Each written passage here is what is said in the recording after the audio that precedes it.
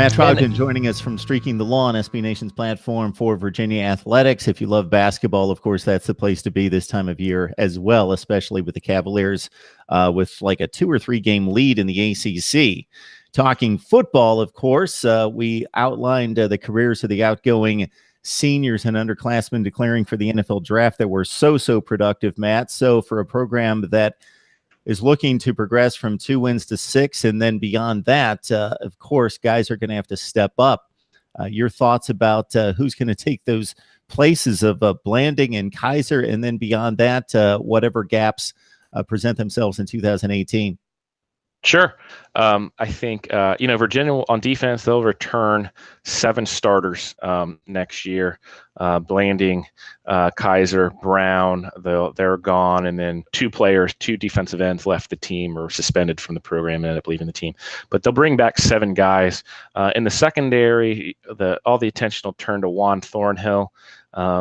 He has played mostly at cornerback. He'll be a rising senior, has played mostly at cornerback in his career, but probably is better at a natural safety. He started last season at safety, and then Virginia lost their starting corner to injury. They had to move Thornhill back to corner, and he just shined.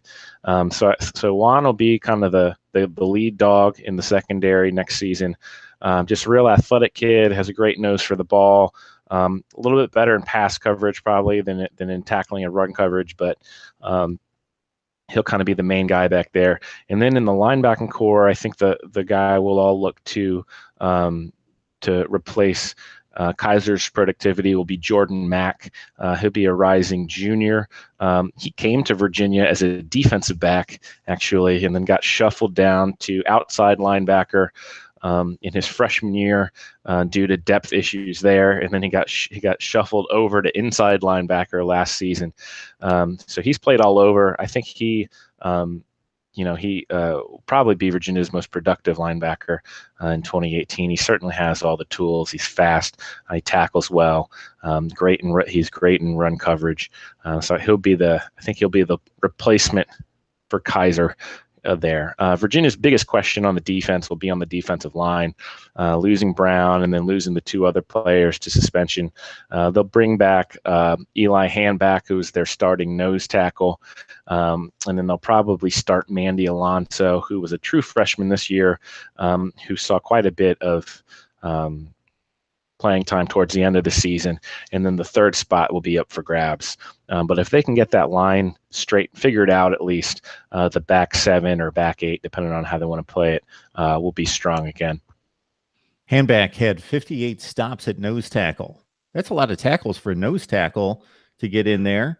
And I wish, Matt, if I had a production assistant or something like that, I would keep the game notes. I would file them for the entire season, because I know watching Virginia football again 5 to 6 times, I had great things to say about Jordan Mack and Juan Thornhill. I was very impressed, especially with Thornhill, as you said, he plays in the secondary. He had 4 picks, but just specific plays stood out to me that I took notes on. So those guys definitely set up for big seasons in 2018.